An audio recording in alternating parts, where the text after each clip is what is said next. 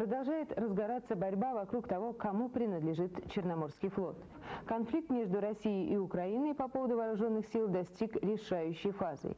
И непонятно, на верность кому конкретно будут присягать все-таки воины Черноморского флота – Украине, России или СНГ.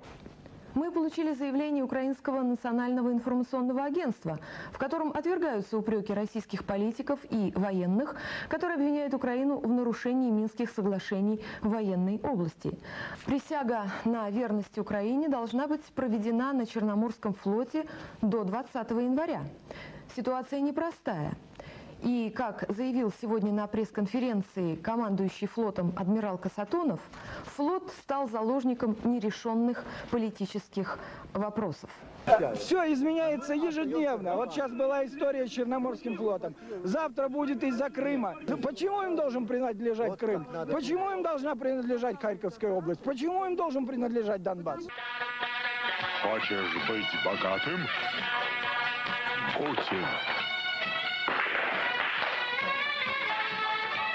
Русский мир. Оптовая торговля. В суверенной республике Коми пошел процесс продажи ваучеров.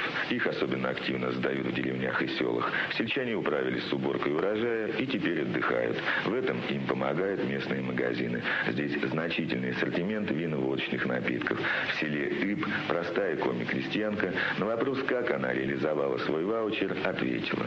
Тут у нас кооперативный магазин. Вино продают. А мы в загул пошли и взяли за 3000. Ну, дня два-то гуляли? Больше. Простые коми-крестьяне в Ибе поступили с приватизационными чеками примерно так же. Но у них хватило вырученных денег не только на стопку-другую себе, но и уважаемому ими петуху.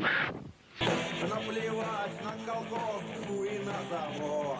92-й выдержит бы год. Эй, гуляй, мужик, продлевай, что есть. Как ты не пахал, мужик, обнадётся весь. А вице-президент Александр Рудской продолжает в резкой форме критиковать нынешние реформы. Из России сделали большую политическую и экономическую помойку, заявил Александр Рудской. Приватизация земли крупных промышленных предприятий в сегодняшних условиях, по его мнению, делается с одной целью – разворовать страну. Ну кому нужны такие реформы, если вот встают директоры средней школы сельской и говорят, дети от голода падают в обморок? Ну кому нужна такая реформа? Неуважительно. Я этого не забыл. Давно уже померкла слава знаменитого саратовского калача. А теперь вот и за простой буханкой хлеба вон какую очередь надо выстоять. Как, впрочем, и за молоком, другими подорожавшими в несколько раз продуктами. В результате проводимого правительством курса реформ растет спад производства, инфляция и безработица. Народ уже не верит в то, что процесс пошел, и не внемлет призывом поджать туже пояса. Средняя заработная плата по Москве составляет 4900 рублей. В медицине и образовании 3000. Нам надоело со страхом ждать завтрашнего дня, когда неизвестно, что ты получишь в получку и как на эти деньги прокормить семью. Сегодня произошла самая крупная за многие годы переоценка материальных ценностей. Либерализация цен, о необходимости которой так долго говорили демократы, свершилась. Что касается реакции на повышение цен, то никакой особенной реакции, по тем сведениям, которыми мы располагаем, пока нет. По-видимому, еще есть запасы в холодильниках. Мне трудно что-то сказать, потому что жизнь невыносимая буквально. Ну как я отношусь? У меня полное безразличие и полная апатия ко всему. На нас просто сделали эксперимент. Я думаю, все, что делает наше сегодняшнее правительство, во вред коренного населения России, русского народа. В месяц я стал лично нищим. Хотя я никогда не задумывался, как мне жить. Ну, я знал, что я как-то проживу, а сейчас все, что они делают, это просто враги. Чего менять-то мне, мило? Мне и тряпок нету, все донашивается. Буду меньше покупать. Я и так уже 2 недели вот до этих пор сидела на чаю на одном. Чай сладкий и хлеб. Сейчас купил мясо по 31 рубль. Ну, многие, наверное, скажут, что это дорого. Я бы сказал, что это не мясо дорогое, а рубли дешевые. Можно только посочувствовать московской фирме Тадза Райзен, которая рискнула организовать в Калининграде ночной шоу-бал для сексуальных меньшинств. В последний момент, якобы из-за неисправности в электропроводке, отказался проводить мероприятие Дворец культуры Рыбаков. И все-таки бал состоялся в другом дворце. Но то ли сексуальные меньшинства не вняли призывом выходить из подполья, то ли цена 300 рублей за билет оказалась слишком высокой, только веселившихся в зале и в буфете было маловато.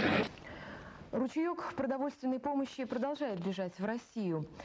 Сегодня самолет ВВС Канады привез сухое молоко. Часть его будет продана, а часть передана малоимущим. В Москву прилетел также самолет с продовольствием и медикаментами из Италии и Дании. 7 тонн грузов доставлены в рамках гуманитарной помощи европейского сообщества. В Германии абсолютно уверены, что Россия, имея богатейшие ресурсы, непременно станет в будущем могучим экономическим партнером.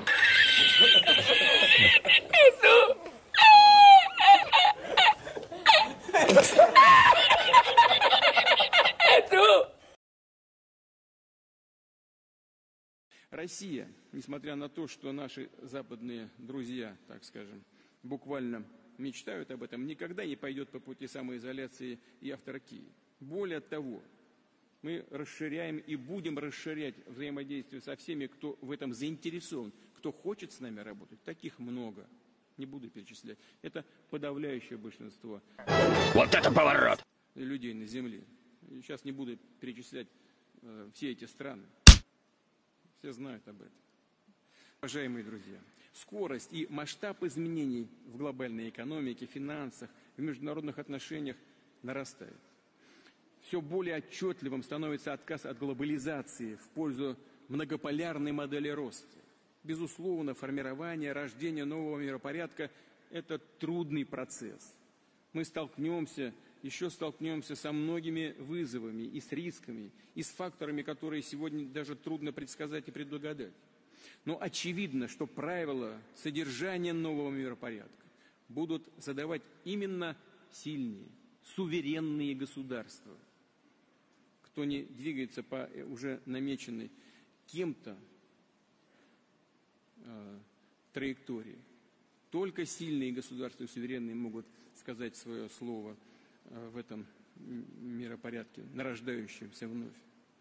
Или обречены на то, чтобы стать или остаться бесправной колонией.